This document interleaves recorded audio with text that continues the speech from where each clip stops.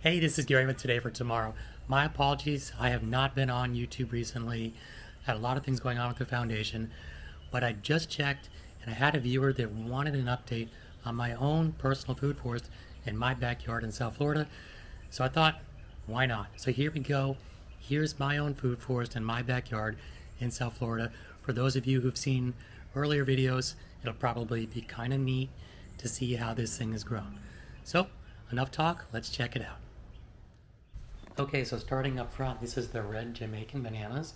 They're big bananas with big bunches. There's always a bunch on these trees. I've got a big bunch in the garage right now, probably weighs 40 pounds.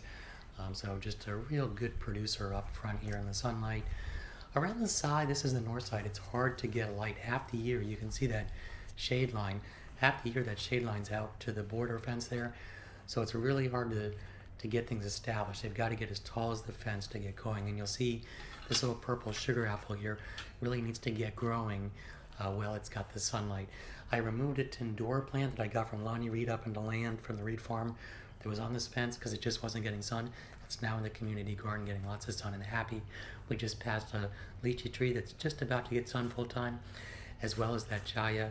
And here is a Namwa banana I got from Chris Satter over in Naples that's been kind of in the shade and stunted, but now it's growing in the sun.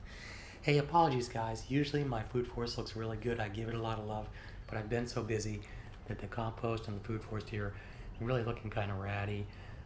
It is what it is. The nice thing is food forests continue to grow. Here is a longan. That's actually been in the shade line of the house, but it's tall enough now that it's really taking off. No fruit yet, but definitely next season I would think. Here's Chibota Caba. That is a new addition and it's getting established here. Slow growers, it's going to take a while. You know, people want to know, hey, what can I grow in the food forest? What can I just walk outside and eat? So here's a good example here with the Suriname cherry. This is dark Suriname cherry. We just got a bumper crop off of these. You get them twice a year. Here's abu. Here's another thing that you get twice a year. That's a fruiting tree. The abu, twice a year, you get a crop out of that. Down here, you can see some Suriname cherries. It's kind of late, kind of a second bloom. They're kind of smaller, but you can see that dark coloration. The bigger ones earlier on were about the size of a quarter. This is a slow grower in the Mamey sapote. It's been growing really slow in my yard anyway. And these fruits are real slow growers. You see, I finally have some mameys here. And they take about a year. They'll get the size of almost a football. So you have to wait for those. Here's a fast grower in the June plum. It's deciduous. It loses its leaves. They're coming back strong now, though. They're about halfway back. Hopefully I'll get some plums this year. I've got one about half the size in the food forest in the community garden that actually has plums on it already. Here's a little lime tree. These are kind of ever bearers. So I get 1 to 2 limes, even at this small size, 1 to 2 limes a month off of that. Of course, you can see more Suriname cherries there. Here's a Kumachama cherry. I've yet to get a cherry off of this, but we've seen a few flowers this spring. Hopefully we'll get a good flush of flowers coming up and we'll finally get some Kumachama cherries. Here's something that will always flower and always produce. I just got a couple big ones off of this tree, papaya. The thing with the papaya is this variety grows not too many, but really large. I think it's 6-7 pounds. They're called Red Lady, I think. And you see I bagged them up. And the reason for that is, you see the sap coming off of that one? We've had a lot of fruit flies. They look like a wasp and they pierce the papaya and they ruin the papaya by laying eggs in it. Check it out, mangoes. That's a Gary mango. We had massive storms here this year, knocked off a lot of the mangoes. But this is my first fruiting. I've got 5 or 6 Gary mangoes. I'm so happy about those. By the way, not named after me, named after another Gary, that variety. There's a chaya that's finally starting to get big enough. Probably in about another 6 months, I'll get continual harvests off that chaya. Really good, nutritious, edible green. Here's pineapple. Been really productive down here, but they take about 2 years.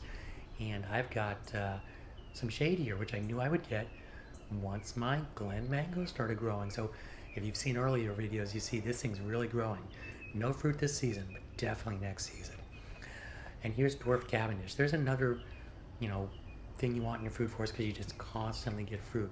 You chop it down, as I have recently, and the new pups grow up, and you're just kind of always getting fruit. Here's dwarf Goldfinger. This one's about ready to throw a stalk. Be a stalk of bananas, a bunch of bananas on there really soon.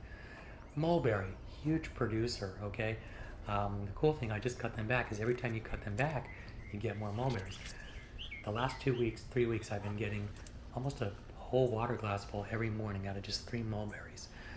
This is Sapodilla. It's big enough to fruit. I don't know why this one hasn't fruited yet. I've got one about half the size in the community garden, probably a different variety that is fruiting already or starting to fruit. These are Barbados cherries. They're growing really well, but I honestly don't like the fruit. Intermittent fruiters, I'll probably replace them because I just don't really care for the fruit. That's a firebush. It's a local native pollinator in there for the butterflies.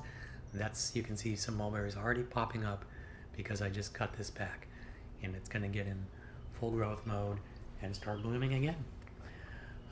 Sugar apple, another deciduous tree, was completely bare just a month ago, and now it's probably about 30% back in terms of leaves, but you can already see some nice big flowers. And I just learned that you can hand pollinate sugar apples, so I need to get my lazy self out here and start doing that. Get more sugar apples. It's a small sugar apple that did not flower last year or did not fruit. It's flowering heavy this year, so I should see some sugar apples set on that. Again, apologies. It's kind of gone feral down here in the herb patch, but there's oregano down there, lemongrass that I cut back and is now coming back again. That is milkweed for the butterflies. There's rosemary that's always strong there. And here's Hass avocado. No avocados off it this year, but it's growing big, and we did have a few that fell down.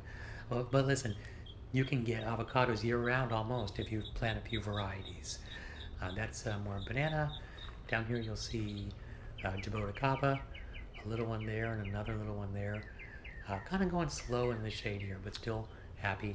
And then there's my starfruit that's really gotten a little bit bigger. I think it needs to get a little bigger yet before it really starts popping fruit. Behind it there you have a bunch of ginger back in there. Well, there you have it. There's the tour of my 2.5-year-old food forest. I hope you enjoyed. I hope it motivates you to plant your own food forest. They're wonderful for us, wonderful for our environment. And remember, it's the little things we do in our daily lives today, like plant a food forest, that make such a big difference in all of our tomorrows. Thank you for watching.